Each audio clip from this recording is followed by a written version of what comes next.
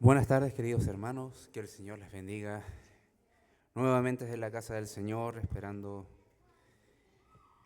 ser bendecidos por Él, ser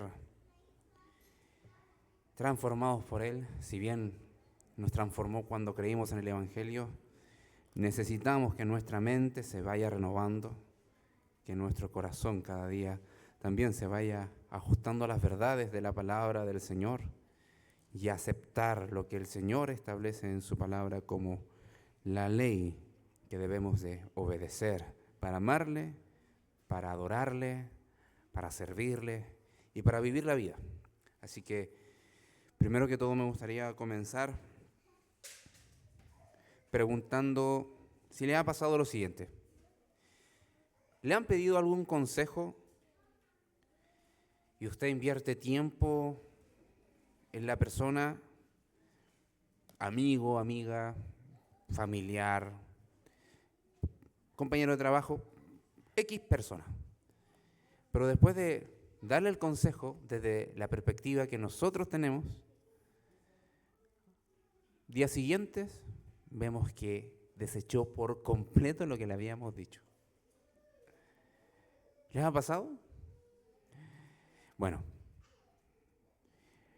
creo que es una característica más que específica de algunas personas, sino que una característica más bien humana. Y lamentablemente, muchas veces los consejos que dejamos de lado o no atendemos no son menores, sino que son de suma importancia. A veces el consejo va en tono de instrucción, a veces el consejo va en tono de alerta, en tono de advertencia, y a veces el consejo puede sonar muy simpático, pero si no pones atención a las palabras del consejo, podemos encontrarnos necesariamente en un problema terrible. Los seres humanos, desde Adán y Eva,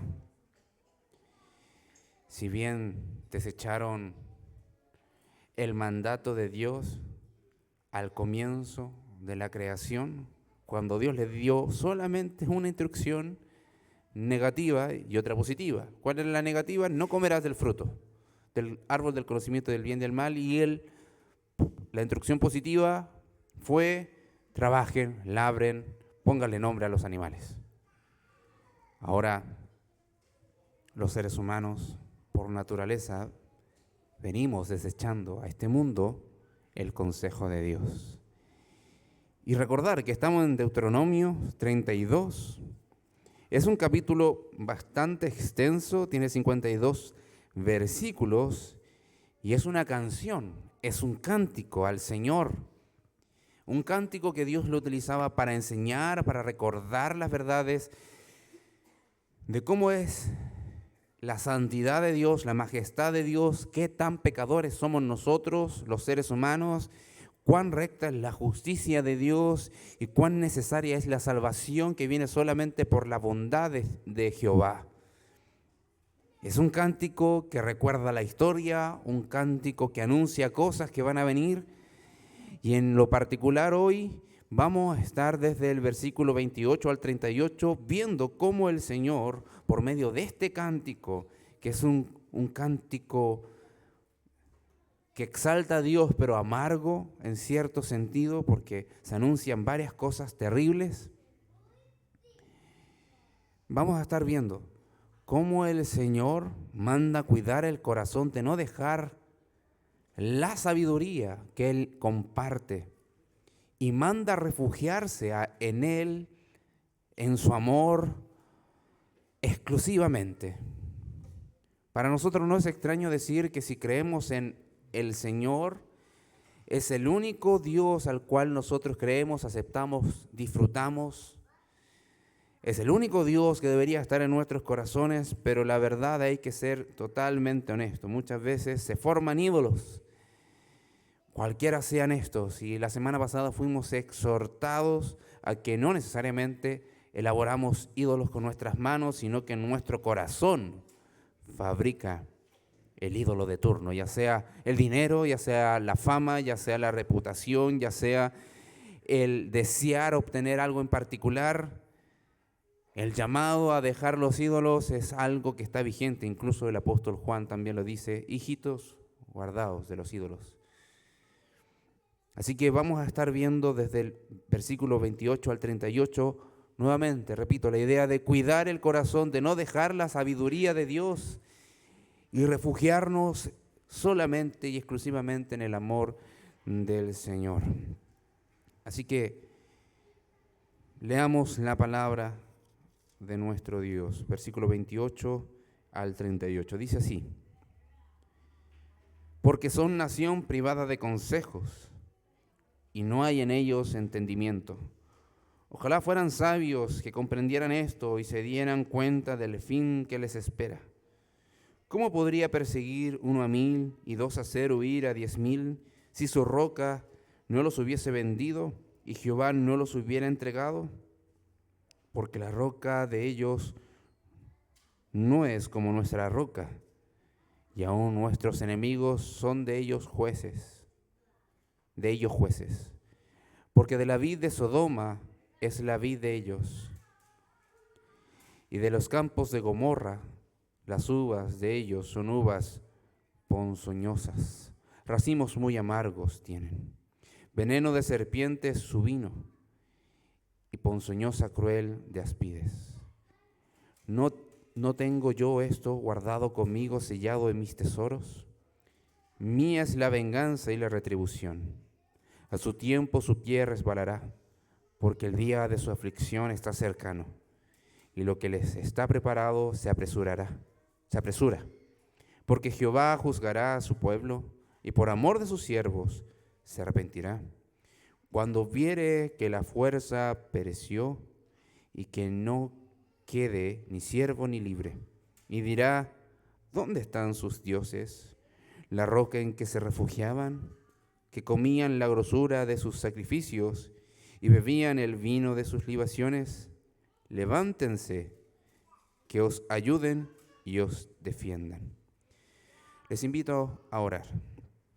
Padre, en el glorioso nombre de Jesús, una vez más venimos a ti para implorar tu ayuda, para implorar que la obra del Espíritu Santo sea en nuestros corazones, para ser transformados por tu palabra. Sabemos que tu palabra es la suficiente para hacer toda esta buena obra, y reconocemos, Señor, que la necesitamos.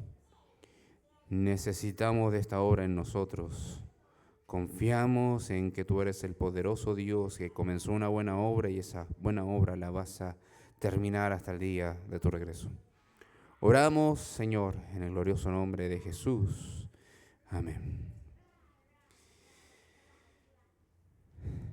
Si bien entramos en una estrofa probablemente de la canción que quizás costaría cantar, es más, yo mis primeros años de creyente lo viví en una iglesia de la denominación metodista pentecostal, y había una estrofa específicamente de un himno que donde se hablaba: Señor, si no fuese fiel hasta la muerte, llévame antes. Cuando estábamos empezando esa estrofa, ¿sabes lo que pasaba con el coro? La mitad cantaba y la otra mitad no. ¿Por qué? Porque era una declaración fuerte. Señor, si no fuese fiel hasta la muerte, llévame antes. A mí siempre me llamó la atención eso, pero la verdad es que aquí estamos viendo un cántico mucho más duro, un cántico que apela a la razón de una forma mucho más fuerte. El sermón de hoy se va a llamar ¿Cuándo la sabiduría de Dios es desechada? Cuando la sabiduría de Dios es desechada. Y eso es lo primero que comienza diciendo este texto. El pueblo de Israel ya tenía un historial con los ídolos, habían pasado bastantes situaciones, no solamente cuando hicieron el becerro de oro, cuando estaban esperando las tablas de la ley que estaban siendo recibidas por Moisés en el monte Sinaí, allá en las alturas, sino también cuando la serpiente fue construida para que fuese un elemento donde tuviesen que mirar, depositar su fe. Si miraban a la serpiente construida, iban a ser salvos de la picadura de unas serpientes letales que estaban en el desierto. Tuvieron que destruir ese monumento debido a la idolatría que se generaba en las personas, en el pueblo de Israel, y así sucesivamente. La idolatría iba a estar presente constantemente en el pueblo de Israel y era algo que debía de batallar en realidad el pueblo de Israel en su propio corazón. Como nación, los reyes, los sacerdotes, los padres, los hijos, todos estaban de alguna manera sometidos a la misma disyuntiva, a la misma pelea espiritual y de fe.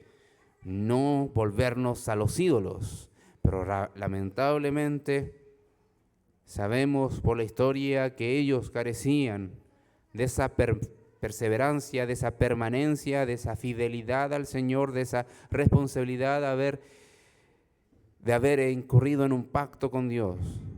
En realidad lo que era carente en su corazón era el amor hacia Dios y la exclusiva devoción a Jehová, quien les había libertado y le había dado todo lo que necesitan. Es por eso que nuevamente en este cántico se recuerda y les dice al pueblo de Israel que era un pueblo privado de consejos. Si bien lo leemos en la Reina Valera, la versión de Reina Valera 1960, pareciese como si alguien no le permitiese llegar al consejo, como si alguien no les permitiera acceder al consejo, pero la verdad es que la idea de privada está directamente relacionado con que ellos se han descarriado. Eso privado es como descarriarse, es como haber perdido el plan, como haber perdido la hoja de ruta. Ellos mismos dejaron esa hoja de ruta botada. Ellos mismos decidieron seguir sus propios pensamientos y no escuchar el consejo. ¿Y cuáles son los consejos que está haciendo mención acá? Se está haciendo alusión directamente a la palabra de Dios, a lo que Dios había establecido desde el comienzo en la ley. Ellos eran consideradas en este cántico como una nación privada de consejos, una nación que había perdido el rumbo. Y por lo mismo en ellos no había una inteligencia que razonara por medio del contenido de estos consejos. No hay entendimiento. Esto genera que la mente, cuando se desecha la palabra de Dios, quede sin la capacidad de comprender lo que es bueno y lo que es malo. Evidentemente se está haciendo una referencia a que dejaron el mensaje de Dios. Personas que dejaron la verdad de Dios. Cuando abandonan la palabra de Dios, no se encuentra inteligencia en sí misma. Es totalmente una pérdida de capacidad de comprender de lo que Dios quiere para la vida, para su pueblo y para de forma personal en cuanto al propósito que Dios ha diseñado para los suyos. Tal es el grado de no tener dicha sabiduría que les hace carecer de comprensión. Ahora, a todos nos han dicho alguna vez, no digas tonteras. ¿Y cómo nos sentimos cuando nos dicen eso? El que dice verdad es honesto, el que dice mentiras es mentiroso y el que dice tonteras es tonto. No sé, cuando me han dicho eso, no digas tonteras, me siento tonto. Y en realidad aquí la palabra del Señor le está diciendo al pueblo de Israel que están cayendo así. Están cayendo como necios, como tontos. ¿Y cuál es lo que sigue diciendo el versículo 29? Dice, ojalá sería deseable que fueran sabios, que comprendieran esto y se dieran cuenta del fin que les espera.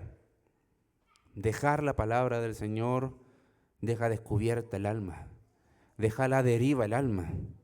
Dejar la palabra del Señor al pueblo de Israel lo estaba sumergiendo a una carencia de entender cuál iba a ser su fin si es que abandonan a aquel que los rescató. Si dejas al Señor, primero no vas a entender cuál es el fin que te espera y además no estás razonando conforme a los propósitos divinos. Dejar la palabra de Dios elimina la capacidad de entender las consecuencias del pecado. Dejar los consejos divinos, la ley de Jehová, no le permite dimensionar cuál es el juicio que está sobre sus cabezas.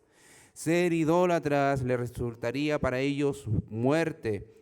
Y no era algo que tenían que descubrir como misterio, sino algo que estaba expresamente dicho. Elijan la vida del Señor, pero si no eligen la vida del Señor va a venir muerte. ¿Cuál es el fin que les espera? Ser consumidos por la misma ira del Señor.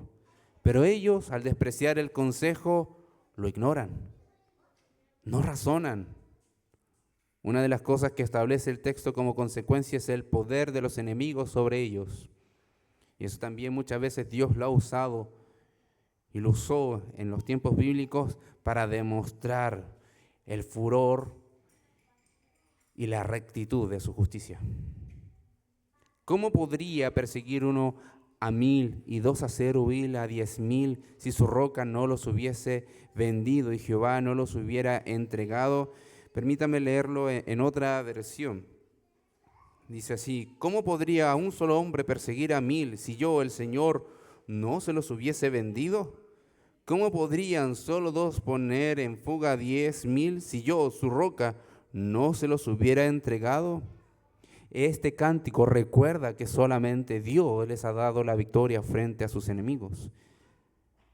Es solamente la roca, Jehová, el Dios eterno, el inamovible, el inconmovible, está ahí para darles la victoria. Son un pueblo que están por poseer una tierra no porque ellos fuesen militarmente audaces y feroces, sino que porque el Señor ha querido que así sea, y Él se propuso entregarles esa tierra y así va a ser.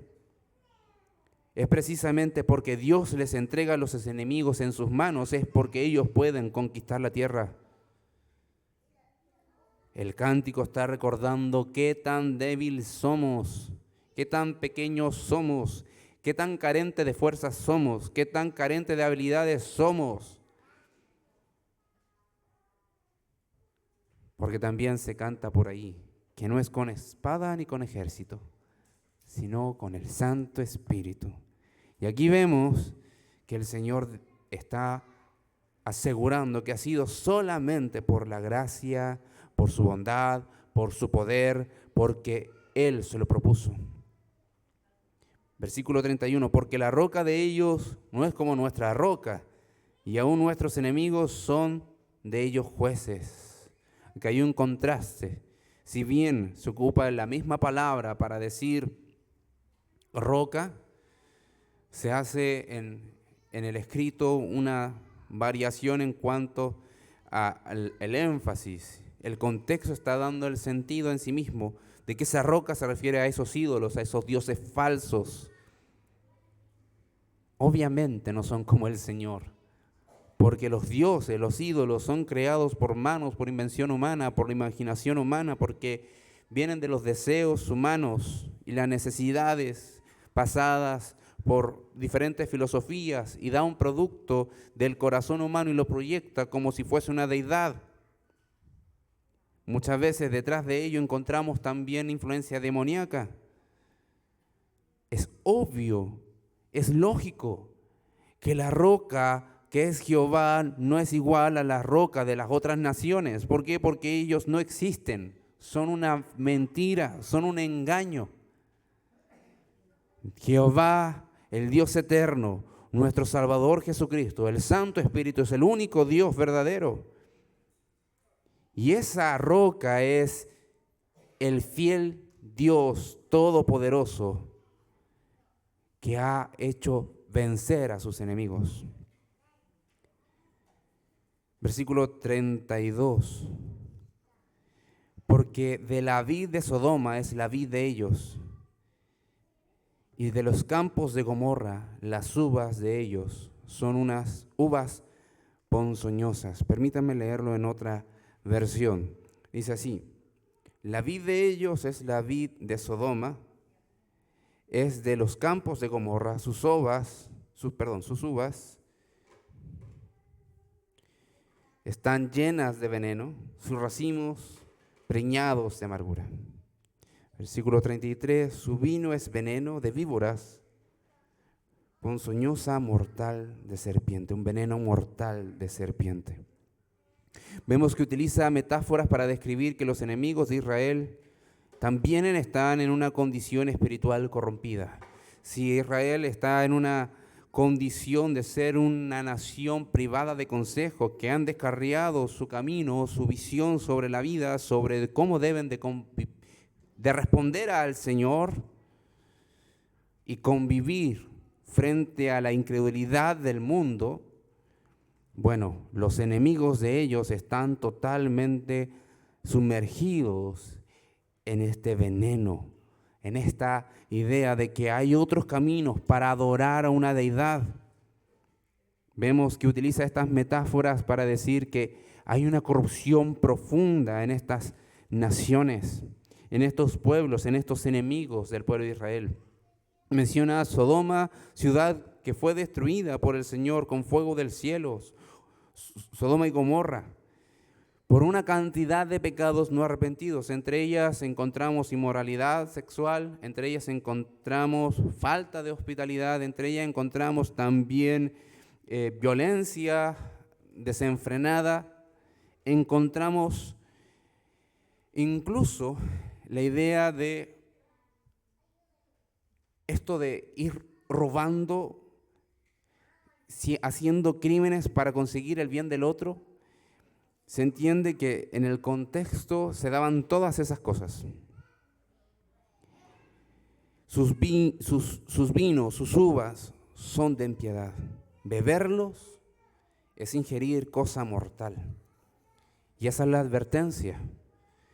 No desechen el consejo del Señor, porque si desechan el consejo del Señor van a estar expuestos a beber un vino que de apariencia puede ser bueno, pero si lo tomas te va a matar.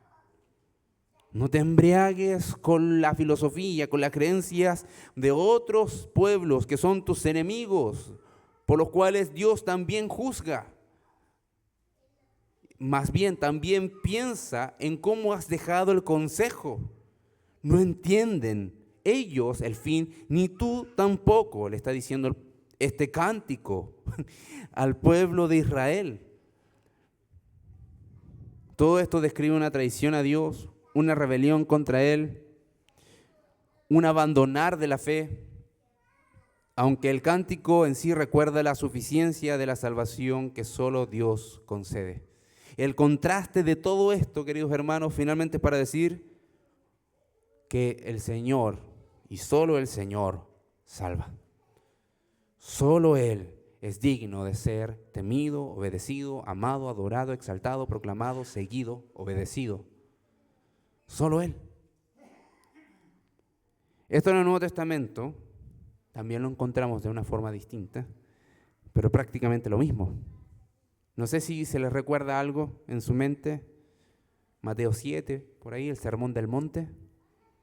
Es un texto que a mí me apasiona, me gusta mucho. Los dos cimientos, hay cánticos para niños. El hombre sabio construye su casa en la roca, el hombre necio construye su casa en la arena.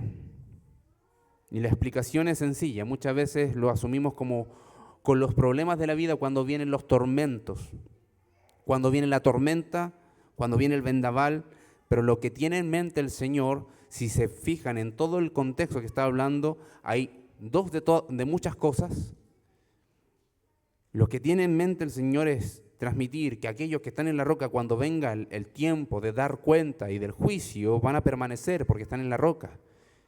Pero aquellos que están en la arena, cuando venga el momento de dar cuenta y enfrentar el tormento y el juicio, no van a preservar su vida. van a ser sumergidos por este vendaval o por este tormento. Si escuchas las palabras del Señor y las obedeces, estarás en la roca donde serás preservado. Si escuchas las palabras del Señor, pero las desobedeces, habrás estado en la arena donde hallarás muerte. Eso es lo que está queriendo decir el texto. Es exactamente lo mismo. Y antes de avanzar, me gustaría solamente leerlo para que tengamos en mente así tal cual está en las Escrituras. No solamente una paráfrasis mía. Dice así: cualquiera pues que me oye estas palabras y las hace, le compararé a un hombre prudente que edificó su casa sobre la roca. Y aquí hay un concepto importante: sabiduría. La prudencia está enlazada con la sabiduría. Descendió lluvia y vinieron ríos y soplaron vientos y golpearon contra aquella casa y no cayó porque estaba fundada sobre la roca. Pero cualquiera que me oye estas palabras y no las hace, le compararé a un hombre insensato, necio, o incluso también considerado como en el Antiguo Testamento llama a los necios tontos, que edificó su casa sobre la arena, y descendió lluvia, vinieron ríos y soplaron vientos y descendieron con ímpetu contra aquella casa y cayó, y fue grande su ruina. Y cuando terminó Jesús estas palabras, la gente se admiraba de su doctrina.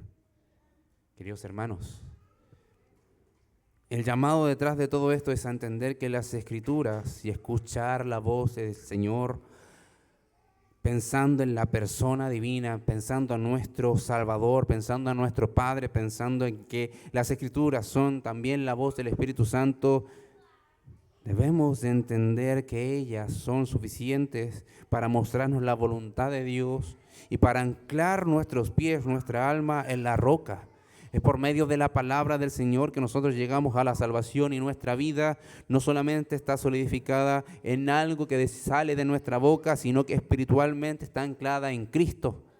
Y nadie nos puede sacar de ahí. Estar en Cristo, en la roca eterna, y que nuestros pies estén anclados en las palabras de Cristo, que son también rocas para nuestra vida.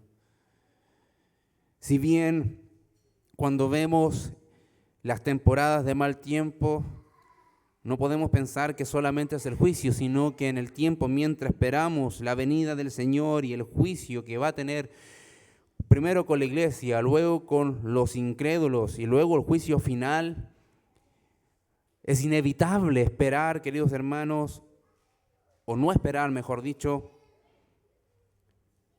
que las situaciones difíciles de este mundo golpeado por el pecado, no nos lleguen, no nos ataquen.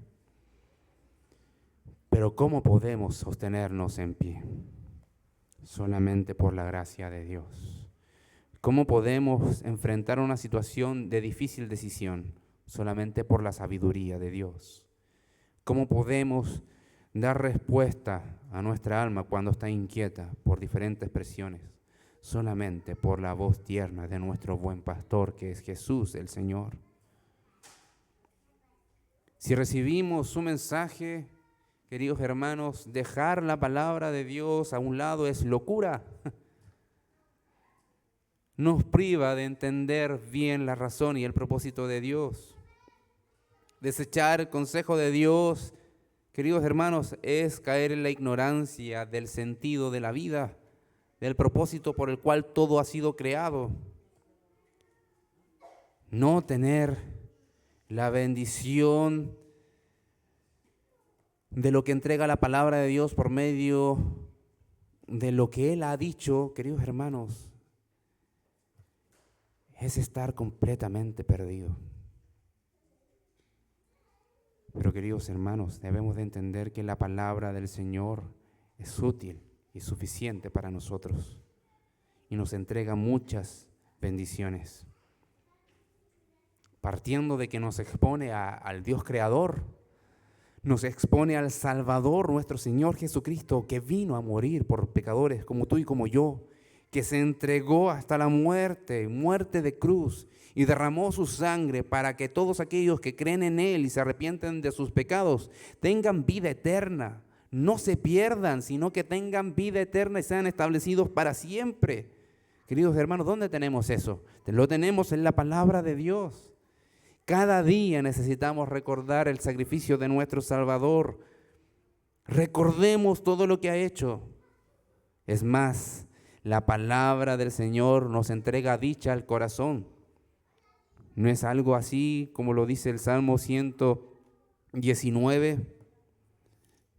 Salmo 119, 1 y 2.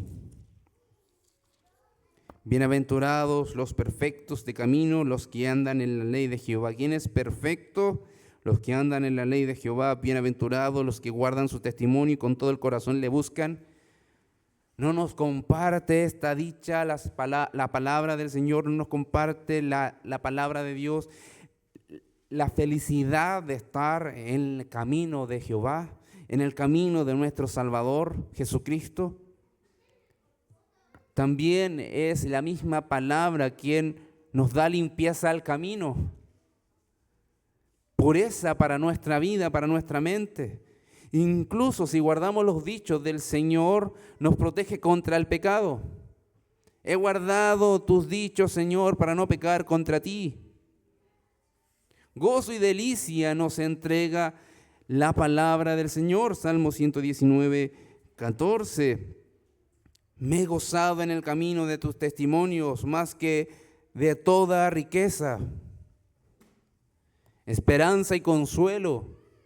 Hay alguien que esté afligido, necesitado de una palabra de aliento. Nadie habla y consuela en los momentos más difíciles como nuestro Dios. Salmo 119, 50.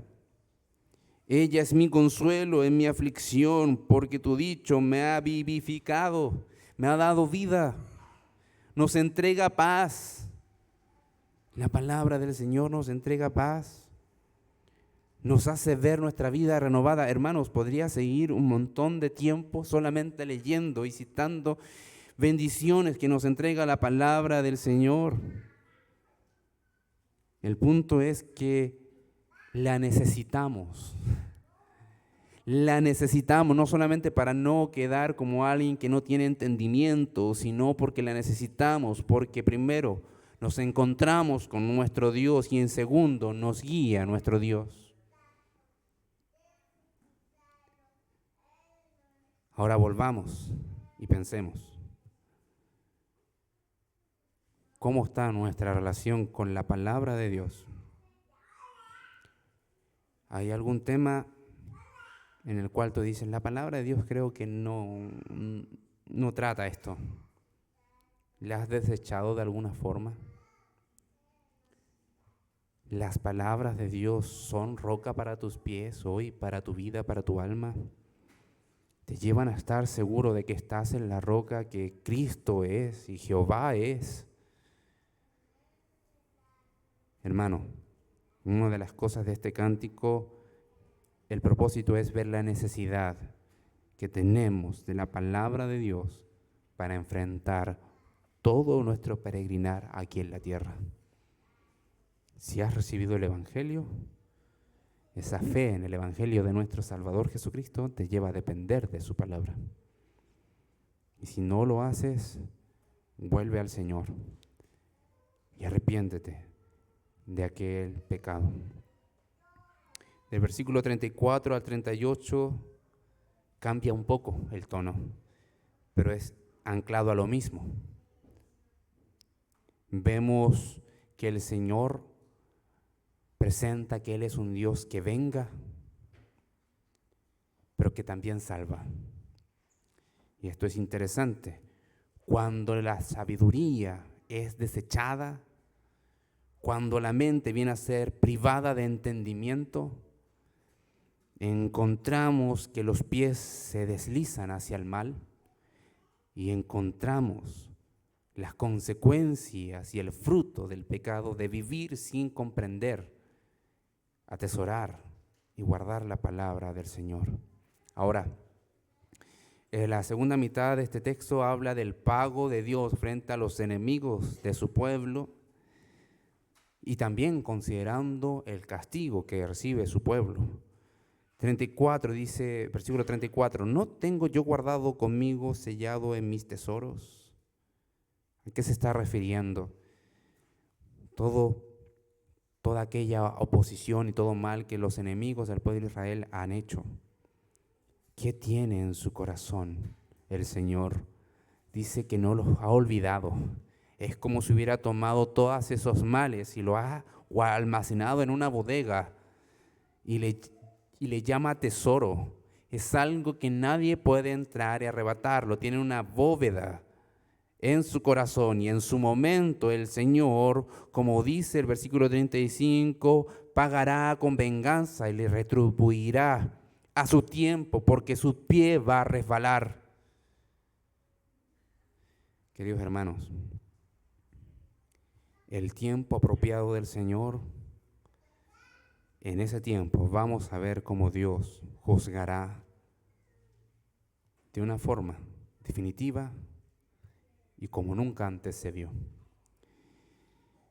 Versículo 35, mía es la venganza y la retribución. A su tiempo su pie resbalará, porque el día de su aflicción está cercano y lo que les está preparado se apresura. Este texto, queridos hermanos, fue predicado por uno de mis creyentes y teólogos favoritos, Jonathan Edwards, de una manera única. No sé si alguno sabe cómo se llama el sermón. Bueno, se los voy a mencionar: pecadores en manos de un Dios airado. Es tremendo el título y el sermón también. Si tienen la oportunidad de leerlo o escucharlo, porque creo que también está en audiolibro, escúchelo. Creo que es uno de los sermones de la historia que es importante leer. Ahora, antes de pasar a unas citas que tengo de él, cuando vemos que mía es la venganza y la retribución, la manera y tiempo del pago se está anticipando, lo está anunciando, y el Señor está reclamando para sí, el único que tiene todo el poder para hacerlo. Acá entre líneas vemos la ira del Señor que se va a desatar en su momento.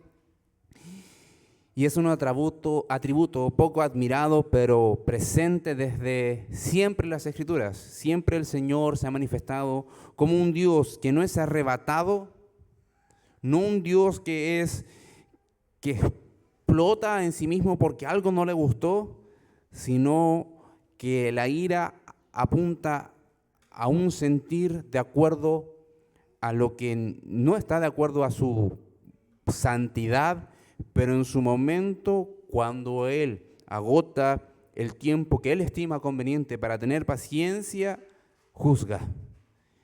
Y cuando juzga, ya es tarde. Cuando aplica su juicio, ya no hay escapatoria. La ira de Dios en sí misma encontramos que no es algo que mantienes de manera activa para dar porque sí. La ira de Dios es provocada y el amor de Dios está entregado por gracia de manera primera. Entonces la ira de Dios responde a cosas que han hecho, pecados que se han cometido, ofensas que se han levantado. Ahora, habiendo dicho eso, voy a señalar qué es lo que se refiere el mismo escritor que ya mencioné, Jonathan, cuando habla de que su pie resbalará a su tiempo. Y podría dar mi explicación, pero quería tomar este paréntesis para recordar estas palabras de este hermano que dice que siempre están expuestos a la destrucción. Así como aquel que está de pie o camina en lugares resbaladizos, está en todo momento expuesto a caer. Que están expuestos a caer repentinamente de manera inesperada. Aquel que anda sobre suelo resbaladizo, en cualquier instante puede caer, no puede prever si caerá o cuándo lo hará. Y cuando lo hace, sucede de repente sin advertencia. Que están expuestos a caer por sí mismos, sin que nadie más los derribe. Así como quien camina en lugares resbaladizos no necesita que alguien lo empuje, sino que él mismo, por su propio peso, tiende naturalmente a caer. Que la sola razón por la cual aún no han caído y no caen ahora es que no ha llegado el tiempo señalado por Dios, porque expresamente está dicho, a su tiempo su pie resbalará. Entonces serán dejados a caer, como naturalmente desean hacerlo, inclinados por sus propios corazones perversos. Y en ese mismo instante que Dios haya designado, caerán sin remedio. En su tiempo se recibirá el pago. Queridos hermanos, esto es un llamado de advertencia tremendo. Que no veamos el juicio inmediato frente a la maldad no significa que el tiempo ha dejado de correr. Se van a resbalar y en algún momento caerán sin remedio. En su tiempo también veremos la gracia de Dios sobre sus siervos. Y es interesante la unión perfecta que hay en este cántico cuando dice algo tan severo, pero encontramos el versículo 36 que dice, porque Jehová juzgará a su pueblo y por amor de sus siervos se arrepentirá cuando viere que la fuerza pereció y que no quede ni siervo ni libre. Hermanos, el Señor, cuando está aplicando su justicia a su pueblo, también entiende que en su pueblo hay siervos verdaderos que le aman, que le adoran, que quieren servirle.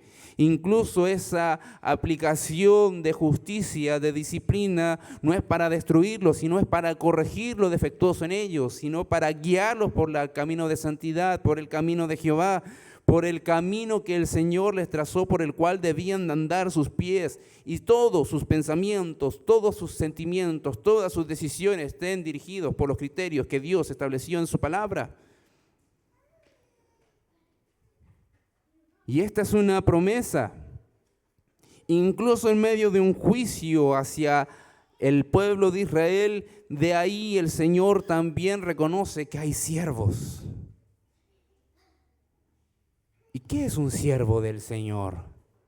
Alguien que le cree, alguien que se somete a su autoridad, alguien que le obedece a su voz, alguien que le pregunta cuando debe de hacer algo y no entiende con claridad la instrucción, le pregunta y le vuelve a preguntar, Señor, ¿está bien lo que estoy haciendo? Lee el libro por el cual debes de guiarte. La respuesta está clara, obedecemos.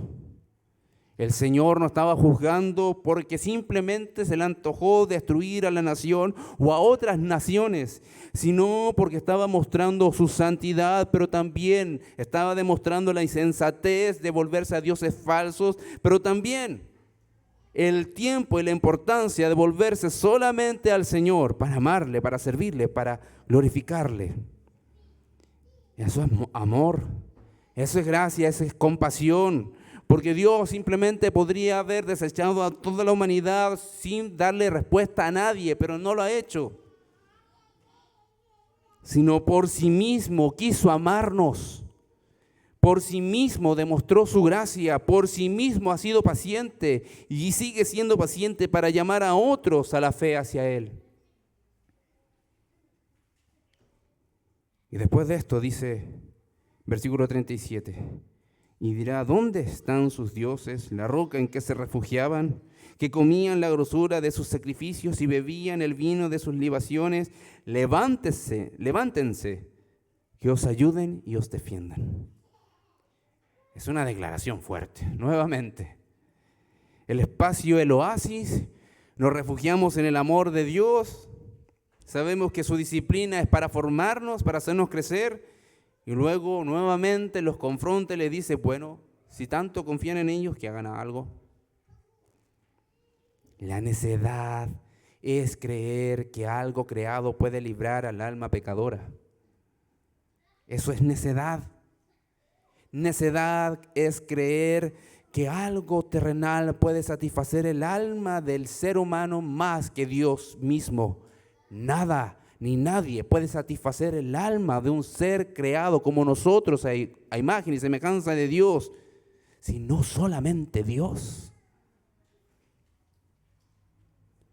Lo que las preguntas retóricas que están ahí le está diciendo: si puedes pedirle a una estatua que te salve, pídeselo. Veamos si se levantan y te defienden de la ira del gran yo soy. Es imposible. Pero bendito es el Señor, que no deja la historia ahí, que envía a uno que sí recibió la ira de Dios sobre sus hombros, murió y luego vivió para que todos aquellos que creen en Él confíen y vivan para siempre. ¿Saben por qué? Porque el pecador está en lugar de peligro sin Cristo. Sin Dios estamos a puertas de dirigirnos a un barranco irremediable de muerte y oscuridad, pero con Dios, con Cristo, encontramos que Él nos recoge con su gracia y sus manos de amor. Y nos presenta una puerta abierta, la cual nadie puede cerrar. Y esa puerta es Cristo. Todo aquel que entra por esa puerta saldrá y correrá y vivirá. Y nadie podrá arrebatarle su vida. Tenemos la esperanza hoy para correr a esas puertas que están abiertas, si aún no lo has hecho. Y si lo hicimos hace algunos años atrás, disfruta de que estás dentro del reino de Dios. Todos los seres humanos tienen una oportunidad extraordinaria. Un día en el que Cristo ha abierto la puerta de la misericordia y se mantienen gritando y llamando con voz fuerte a los pecadores: vengan y arrepiéntanse, crean en el Evangelio. Este es el día en que muchos están acudiendo y presurosos entran al reino de Dios. Muchos vienen cada día de todas partes del país, de todo el mundo. Ellos entran presurosos, se agolpan para entrar en el reino de Dios. Y ahora, si hay alguno que está aquí sin Cristo, tiene la misma oportunidad de escapar de la ira de Dios. Esta preciosa temporada del amor de Dios, este día aceptable, está presente para cada uno de nosotros.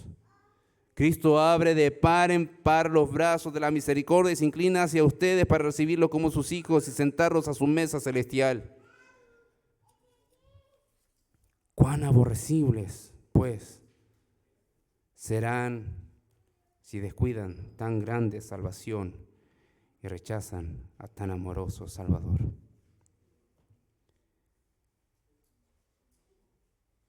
Pensemos por un momento. Si hemos recibido al Salvador, volvámonos a Él y a escuchar su voz siempre. Pero si te estás rehusando en recibir al Salvador, solamente puedo decir que vamos a estar orando para que el Señor en su momento te salve. ¿Eres siervo de Jehová, de Cristo? Disfruta la dicha de que has sido justificado solamente por la fe. Pero si te rehusas, tengo la responsabilidad de decirte, por el texto y delante de Dios, que debo de rogarte a ti que te reconcilies con tu Creador, que tu pie está puesto a resbalarse y tú no sabes cuándo. Y la retribución la recibirás por tu pecado. Es el Salvador que pagó por tu pecado, y el pago de la vida de nuestro Salvador a nosotros es la vida eterna, o pagar tú mismo, y eso es la muerte eterna. ¿Tenemos motivos para entonar una canción que contenga todos estos contenidos? Por supuesto. Nuevamente, volvamos a la idea para cerrar, que es exaltar a Dios. Este cántico está dispuesto para exaltar a Dios, reconocer su gloria, expresar gratitud por la salvación, celebrar todas sus maravillas y manifestar alegría y regocijo, porque no hay nadie que satisfaga el alma del ser humano como lo hace Dios. Terminemos en oración. Señor, incluso a veces teniendo en mente cuán verdades maravillosas, necesitamos reconocer que pecamos. Necesitamos reconocer que te ofendemos. Necesitamos reconocer que necesitamos crecer y que muchas veces obviamos la idea